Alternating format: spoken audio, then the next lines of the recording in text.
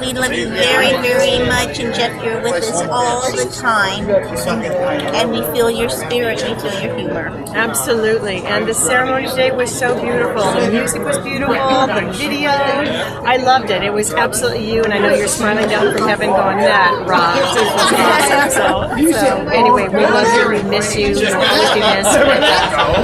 You're in our hearts forever. It's a wonderful ceremony. A beautiful ceremony. And it was brought back many, many people. We have more directors here today from Phoenix than we've ever had in one spot in virtually 25 years. And they're all still looking for work. That's true. Legend of White Gold. I didn't have enough money to finish the movie. Geoff was producing the movie. And we were up in a barn somewhere, and Geoff came up to me and said, how much do you need to finish it? I said, I need $10,000. He says, fine. So he disappears. At the end of the next day, he comes up to me as I'm finishing, walking off the set, he says, be in the barn at 6 a.m. tomorrow morning. I said, for what? He says, just be in the barn 6 a.m. tomorrow morning and just answer the question. Okay. 6 a.m. the next morning, I'm there, right? There's the president of the company that we're making the film with, the vice president, and the marketing director. They look at me. Geoff is standing behind them. They're looking at me and say, well, so apparently you need some money to finish the movie. How much do you need? I said, $10,000. So they look at me and say, okay. Who do I make the check out for? Geoff is behind them going.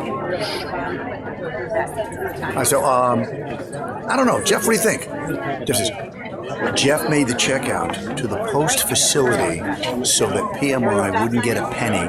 Never knew it. That's how we finished that movie. I kissed him and I kissed him and I kissed him. And I said, what can I do for you? And he said, maybe this time you buy lunch. That's your husband. I loved him. We all mourn the loss of Geoff. We all like Geoff. I'm honored to take just a couple of minutes to talk about Geoff and what he meant to the community of Chandler. Geoff was a true friend to the city of Chandler. Really, I considered him, I know all of our staff and council folks that are here tonight considered him part of our extended family. I think maybe he wanted to come back as a council member, or mayor, congressman, governor.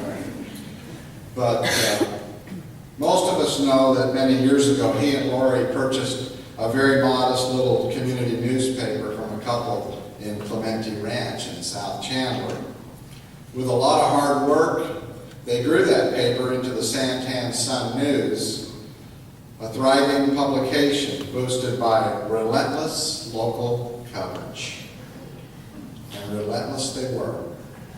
Overseeing the advertising and production side, Geoff grew to know South Chandler better than most anyone in the community.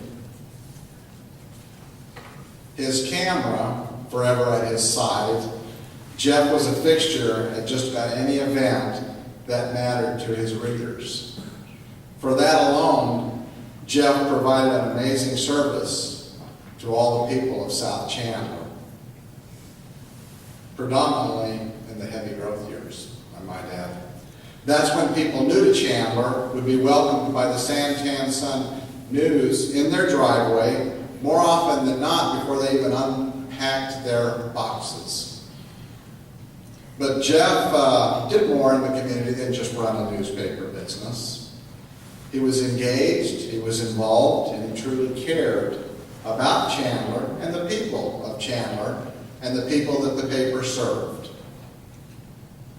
His work with the DCCP showed his love for our downtown Chandler and his commitment to make it better.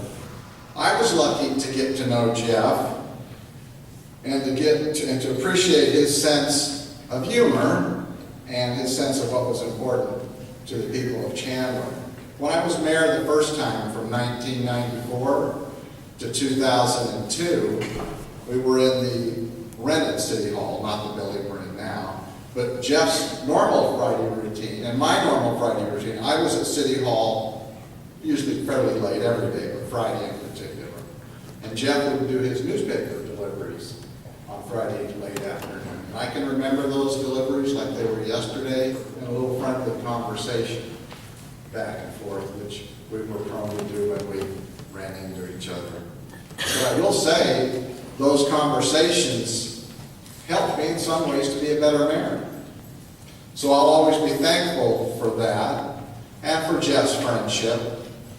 Chandler has lost a good friend in Geoff, and we're going to miss him.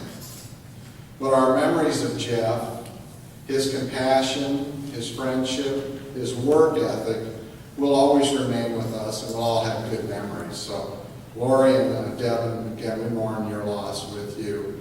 We thought the world of Geoff, all of us at the city.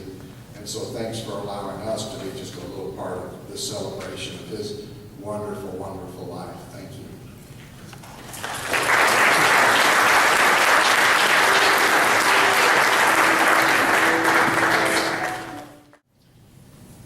I started to get to know Geoff fairly well, just a lot of interactions around downtown Chandler and engaging as part of the community and showing up at different events.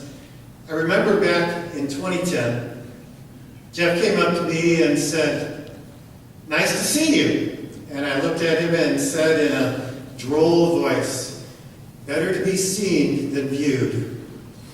He laughed. And obviously he would agree. So we're seeing his life and looking back upon his life.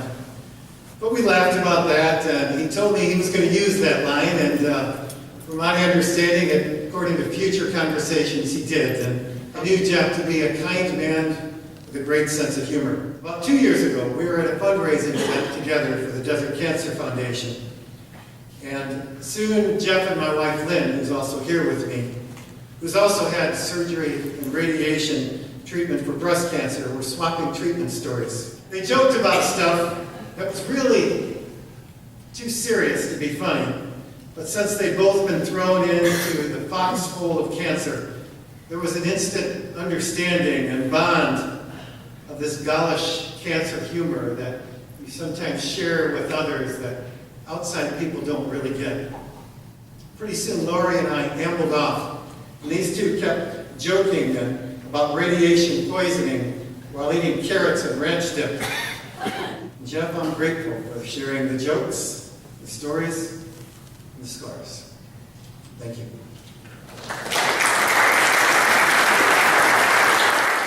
Hello. My name is Lee Marshall Fagen. Geoff was my brother, but I know for you news types, I'm not technically his brother. I'm Laurie's brother.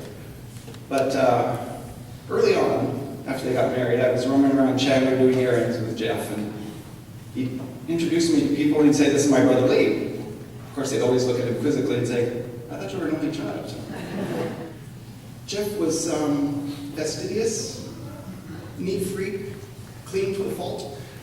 Everything was in line, all the gadgets were in order, the wires from computers and phones were all wrapped into funny little Velcro things. He turned me on to a lot of neat gadgets, by the way. I was visiting from California. And I was at the breakfast table reading the front section of the Mesa Tribune, and the rest of the section was right next to me. And he's standing there with a sponge in his hand, wiping whatever counter was supposedly needing to be cleaned, picking up, straightening everything, and we're having a good conversation. And then he picks up the rest of the paper, and he's kind of walking away with it, looking, and he dumps it in the recycling. I go, "Hey, what are you doing?" He says, "Oh, I'm throwing recycling." I said, "I haven't even read it yet." Over the course of 25 years, Geoff was a great brother to me. He's a wonderful husband to Laurie, devoted father to Devin, welcomed my wife, and called that they became the little outlaws of our family. Geoff does do family, and very well. Working with Geoff the last 10 years has been an adventure. He was such an easygoing, fun, cheerful person with a clever sense of humor. Over time, Geoff, Laurie, and Devin became like family to us. There were 3 unspoken rules that you had to follow in order to work for Geoff. I caught on to these rules after a while. The first rule was always put your family first. Geoff made no mention of this rule. Instead, he demonstrated it, insisting I never miss a Valentine's Day party, a swim practice, a track meet, or even the smallest kids' activity. My kids, Haley and Hunter, sorry kids, were 1 when I started working for Geoff, and now they're 11. The second rule, this was again unspoken, was to put your health first. In 2007, faced with my own health scare, I underwent treatment for 6 months, and my job became more important to me than ever because at that time it was an escape from my reality. I went to Geoff and I explained this to him, and he too saw the need for the distraction and managed to keep me involved as an important part of the working team. This was brilliant on his part and instrumental in getting me through it. Little did we know that 5 years later, Geoff would be facing his own fight for his life, and I would have the opportunity to help him through his journey. The third rule was to have a passion or a dream about something other than your work. Geoff always encouraged people in their hobbies. When he found out my daughter Haley wanted to take guitar lessons, he rushed over with a Taylor Swift songbook to encourage her. When I mentioned Hunter's football game, he showed up to cheer on the team, took some pictures, and slapped a big picture of Hunter on the front page of the newspaper, which was a real thrill. The daily doses that Geoff shared with me and my family are immeasurable, and we will always hold a special place in our hearts for him. I miss Geoff's daily presence in my life. He was a devoted friend, a pleasure to work for, but most importantly, a good man. It broke our hearts to lose him, and he didn't go alone because part of us went with him. Rest in peace, my good friend Geoff. We have today bid loving farewell to Geoffrey Dean Hancock. We are profoundly glad that he lived. We're glad that we saw his face, that we felt the glow of his friendship and love and the warmth of his humor. Let us honor Geoff's life, the life we have celebrated today, by living ourselves more nobly and lovingly, with an eye for humor in the days ahead. As you return to the routines of your lives, go in great peace, and may peace go with you. Amen.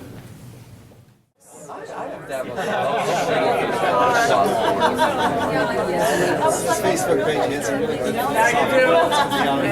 Pretty much fits, doesn't it? I'm going to miss you, Geoff. I miss your smile, your laugh, your crack-ups. But I'll tell you, the one memory I do have of him is that bank of batteries he had in the garage. I've never seen that many batteries together in one place. I mean, it must have been that tall and that wide. And I know it was related to his work, but whenever I think of Geoff, and I do more now than ever, that's what I remember. So, take care.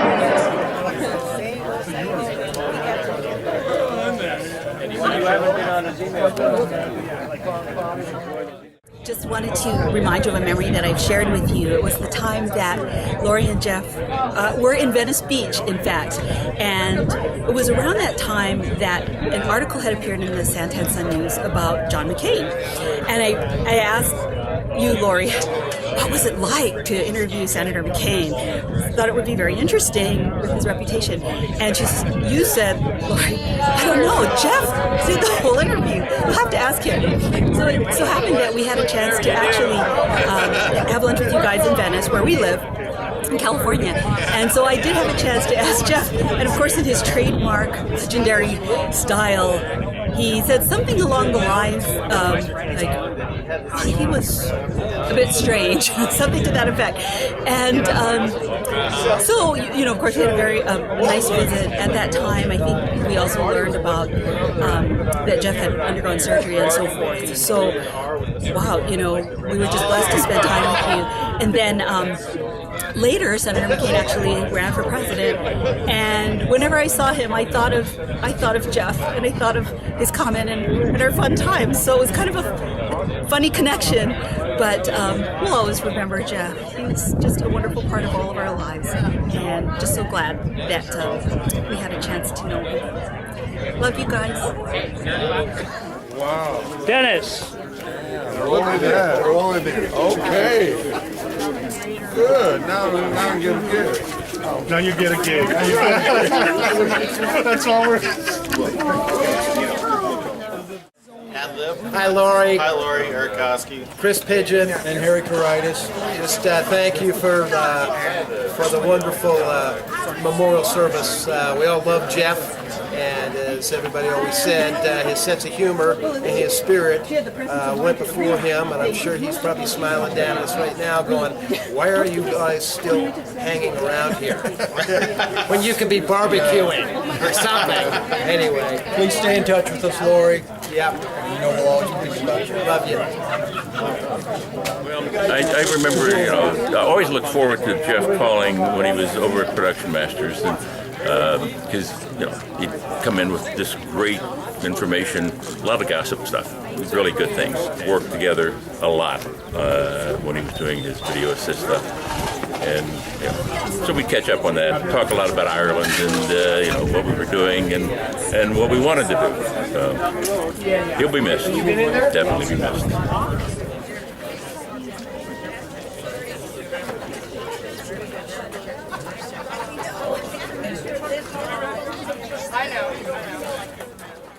Much love, Laurie. Much love, Devin. We're here for you forever. Remember that. So we're part of the original, like, Trouble Gang, the girls from Phoenix 11, and it's been such a pleasure to know Laurie for so many years, and also...